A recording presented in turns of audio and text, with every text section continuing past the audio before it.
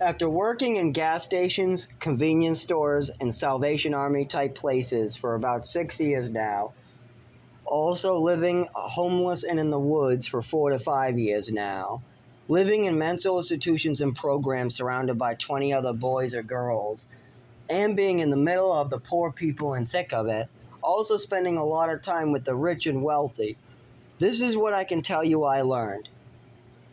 This world is a fucked up place nowadays.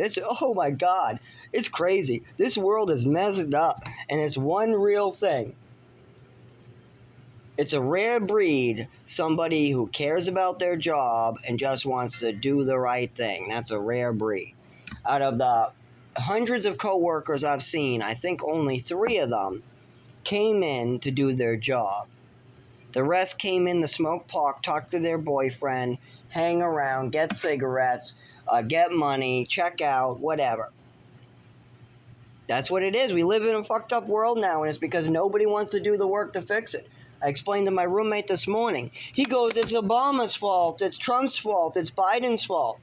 No, it's your fault, it's my fault, it's my father's fault, it's my brother's fault, it's the guy over next door's fault. The reason why is we've had plenty of Republican and Democrat presidents, and this has been a shit show since 1975. The problem is that we're divided.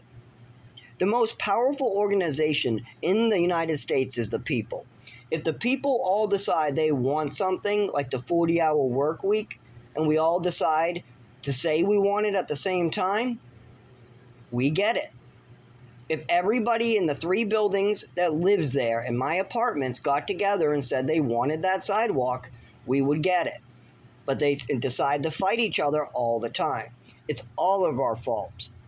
If you want this world to be a better place, start helping your neighbors, start helping your brothers, go down to the shelter and try to get a home for somebody and a job. Watch what that will do for them. Just give somebody a small little walk-in closet with a heater, a shower, and then literally just tell them to fill out some applications for a couple years. Watch what happens. It's amazing what can happen. The only problem is that he won't get paid a decent enough wage to ever really have a life. And that's the big problem. You can work for many, many, many, many years, but if you have an apartment and your apartment's $1,400 for a 1-bedroom, and you're working 40 hours and your income is $1,300, and that's $2 above minimum wage, that's you getting paid $2 above minimum wage, or something like that, there's very room for improvement.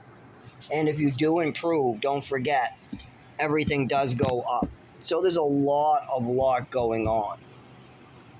And that's why I say, this world's a crazy place. I mean, when a worker who's disabled, who literally just shows up and wants to do their job, is the best employee in a business full of 30 employees, this world has turned into a crazy place. I mean, the guy who's disabled, who literally just is doing his best, happens to get the most done and do the best job. He's missing a foot, for goodness sake, and he's the best employee?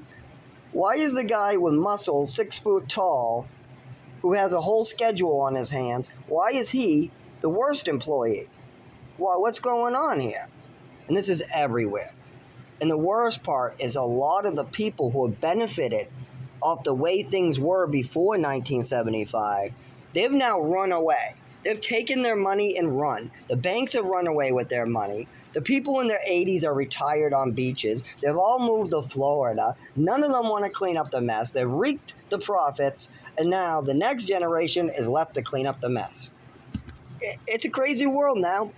I mean, we're going to see more bombs go off. We're going to see more tragedies. We're going to see more people like me get crippled at the age of 7 because they just weren't born in the families. I mean, literally, I know at least 4 other orphans that grew up in the same situations I did, who had their eyes popped out, who literally had their bodies destroyed. They're prostitutes now.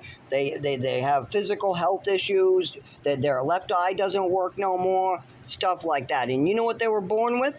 Nothing wrong with them. They were just in America as children. They were poor children in America, and that's what happens to poor children in America. And I can bring you to these places. It's just the children don't know it's happening until 20 years of drugs and abuse has happened. They talk about it too. They do. The children do talk about it.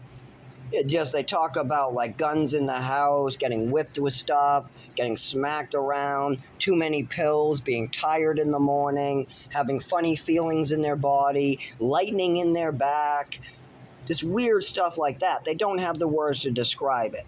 So you got to wait until they're older and then reflect on it.